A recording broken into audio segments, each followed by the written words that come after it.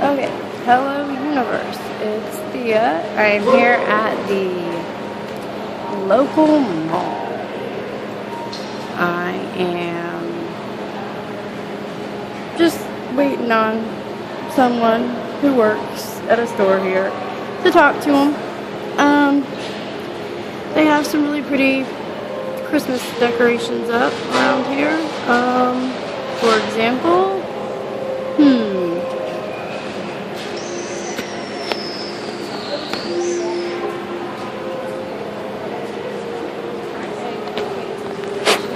For example, stuff like that. Pretty lights and good stuff like that.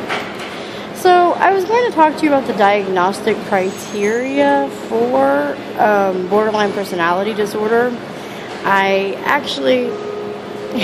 don't have my list in front of me right now, so it would be very hard off the top of my head. I just know what I go through personally, so I can't exactly, off the top of my head give you the diagnostic criteria from the DS something, the thing that psychiatrists use. Anyways, I know that one of them is frantic attempts to avoid, quote, real or imagined abandonment. Whether that means calling a boyfriend 480 times in a day because you are terrified that he's been in a car crash and dead and you'll never hear from him again, or out with someone else, or whatever it is you're thinking, whatever you're afraid of, something like that. Another is tendency for recklessness or self-harm, whether it be substance abuse, whether it be cutting. A lot of people who are cutters seem to do that for attention. However, a lot of them also may be borderline personality disorder sufferers, and may or may not be diagnosed, may or may not know. Basically, when I used to cut, it has been about 9 years since I self-harmed in a way like that. I have had substance use issues, most definitely. In fact, I am on a methadone maintenance program right now, and I will probably speak about that more.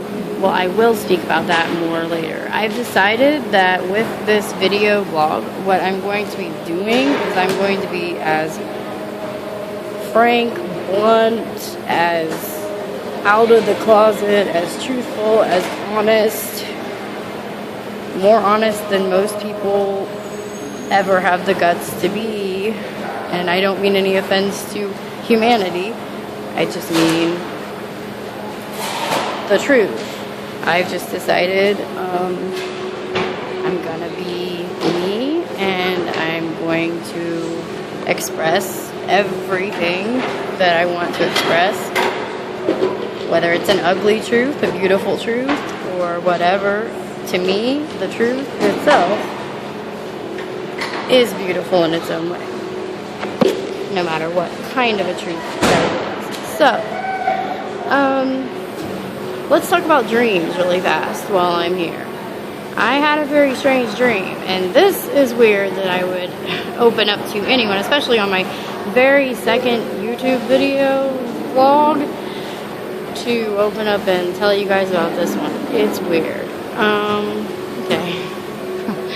Alright.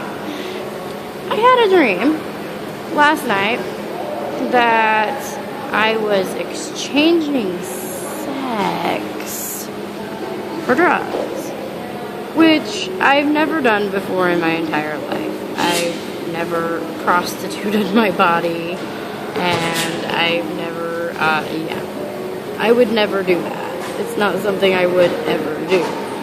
But that's what I was doing in the dream. And it was an old man, like probably 75 years old, looked about.